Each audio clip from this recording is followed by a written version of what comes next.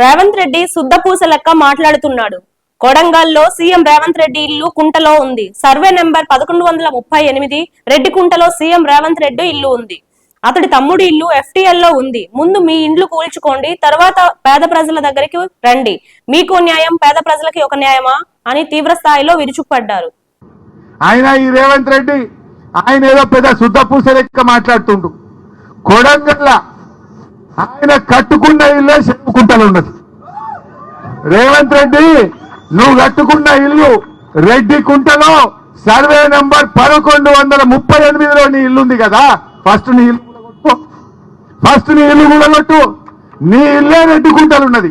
నీ తమ్ముని ఇల్లే FTL ఉన్నది. నీ తమ్మునికో రూలు, నీకో రూలు, గరీబులకు ఒక రూల్ అని నేను అడుగుతా ఉన్నా.